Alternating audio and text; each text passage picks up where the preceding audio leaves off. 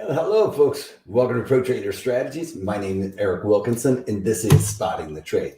I'm going to get you what you need to know before you start to roll, and that's going to be talking about the economic data, see how that impacts the overall markets, a little market analysis, maybe sprinkle in some geopolitical fodder. We have a lot of that going around these days to round off that market analysis, and then talk about some strategies we could implement into our portfolios. All right, so it's Thursday. It's my webinar day, so make sure you guys are subscribing. Hit the little bell because I pop in and announce like these videos. So make sure you got the bell lit up as well. And don't forget to smash that like button for me. They aren't limiting you on those numbers, so smash away. Anyway, something to talk about the economic data we've been getting lately. I've been talking about how the manufacturing sector was actually looking pretty strong. Purchasing Managers Index. Those forward-looking, we're looking pretty strong too, but rising interest rates, a lot of the geopolitical stuff going on, really starting to show up now in the data points here. As a matter of fact, yesterday, late in the day, we got some economic data out of European region. That was construction output. That was actually the only economic data point yesterday out of the European region that came in better than expected. That came in at 1.7%. Then we look at GDP. That came off into negative territory. Any of these things going into negative is starting to be more of a contractual economy there, and then contracting economy, I should say, coming up with new words here. And then we look at the industrial production coming in at negative 0.2, expected to be unchanged. Then we got the business investment that came in at negative 0.5, expected to be a positive 1.8, so a big miss on that number. And then we also got the our PPI, which is Producer Price Index, that showed the inflationary aspects. Today we got unemployment claims. Something to note here: we've been watching these unemployment claims come off a little bit. Economy doing pretty good, but right now we're starting to see unemployment claims ratchet up a little bit from 190,000 to 203,000. Well, some of this has to do with inflationary pressures. Folks know that they can't, budget the same way. So now maybe they have to get a job to pay for that extra $30 that's going into your gas tank every single week. That money can't be spent anywhere else. And some folks are even struggling to fill up a tank of gas. I think it was $5 for me yesterday. And that was like an $80 fill up. So how are people going from when we were paying $2 a gallon and that was around $30, $40, right? To now we're paying $80 a gallon. That is a massive contraction in the economy, folks, because that extra money that you and I would be spending elsewhere in the economy is now just going into the gas tank. Another thing that's going to exacerbate crude oil here, let's just pull up a chart real quick. Crude oil inventories and things of that nature. Well, the Democrats are floating this thing called NOPEC, which is basically a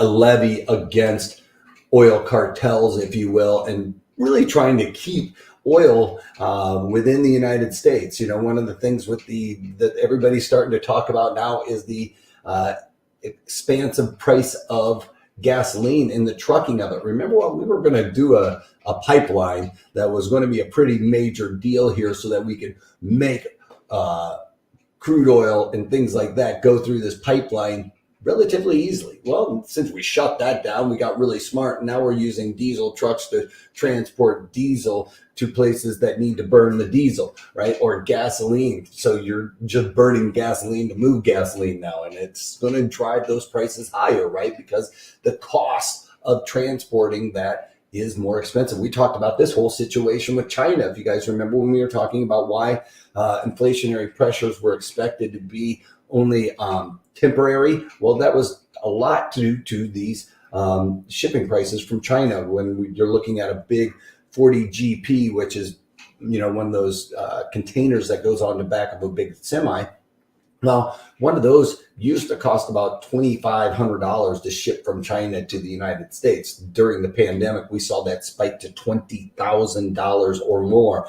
Now we've seen that ebb a little bit back to about half back, if you will, so $10,000. So if you think about whatever goes into that container has to absorb the shipping costs, okay? And the shipping cost right now for oil within the United States is moving a lot higher, so it's going to cost us more. Another thing with that is this NOPEC trying to drive a spike through the oil distribution around the world.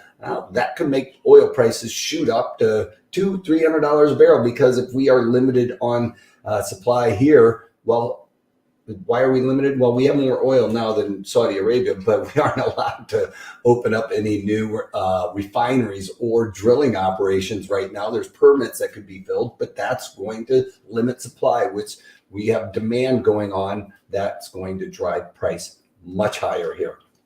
So be aware of upside risk in crude oil. If it starts really spiking, you guys have heard me talking, crude oil in the hundreds really hurts the economy. It really starts to pull back. We got higher interest rates coming. It is a perfect storm for a recession. We've got bonds starting to move higher here. This is a little bit odd because we're talking about higher interest rates. Well, if bond prices are moving higher, then that means that we are actually, in fact, seeing, I guess my thing doesn't, not, there we go. It's just taking a long time. All right. So where can I find a place for this? Let's just slow this down here. One of the things we talk about with bond prices here that we're seeing going on is that we're seeing, this is in a sense, I want my pen. This is price, right? So as price is moving higher, we talk about this as a teeter-totter. That means interest rates are moving lower. Well, we know in fact that the Fed is going to be driving price lower because they aren't buying, they aren't supporting this market, and we are knowing that they are raising interest rates on the very short term, which is the Fed funds rate. They can determine that interest rate. Now, everything else along the curve is adjusted by that interest rate. So while we know we're shifting higher in the shorter term, the longer term is starting to signal, hey, we're going to push rates lower. That's another aspect of that inverted yield curve. When the longer term sees lower interest rates, that means there's a pullback in the economy coming. So while this is happening right now, I think this is probably more of the levers and pulleys of the markets that we've been talking about. When you're seeing folks pull money out of equities, they have to park that money somewhere, especially right now with inflationary worries, right? So this is going to be one of those markets that gets some upside from folks just putting money in a safe asset, if you will. All right. Gold futures, we would expect this to be the safe asset. I mean, there's a limited supply of this. I'm really surprised gold is not making moves to the upside. Bitcoin, this is the litmus test for Bitcoin and cryptocurrencies as to whether or not they are a retainer of value. Being, again, is it a place where people are going to park their money as a safe haven asset?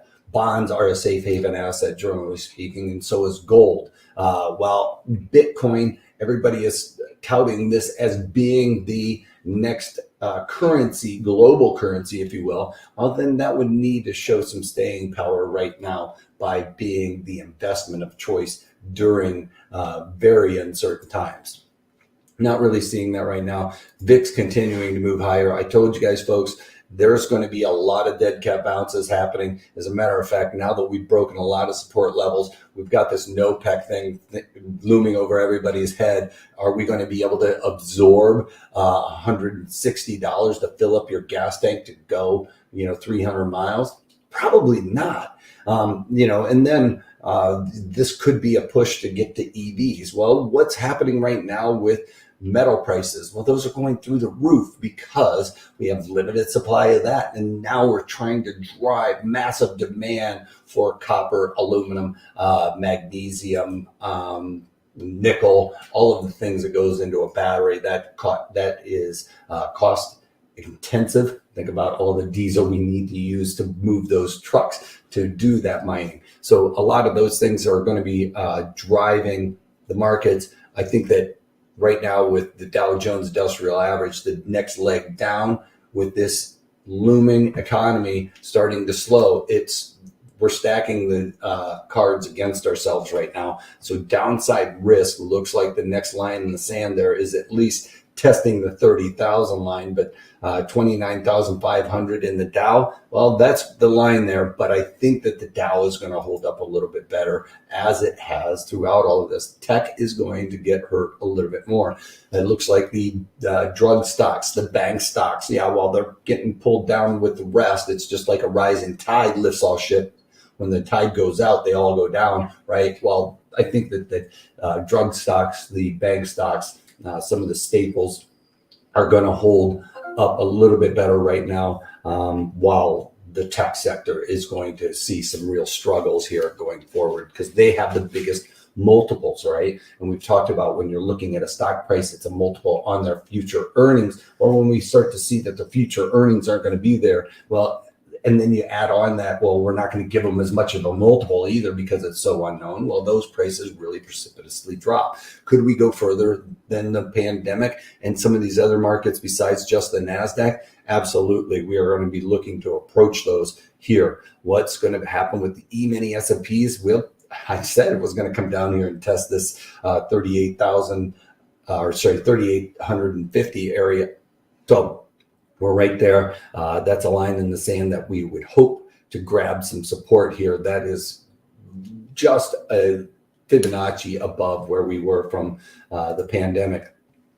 Here we are yesterday on the news on that bounce. Remember talking before the markets opened, I said, hey, watch out for this fake out rally. That's what's happening here. The big money started coming in last week. Remember, we had a lot of countries having some bank holidays, volumes are a little bit lighter. We got a little bit of a relief rally there. Well, I said the big money isn't in the markets right now.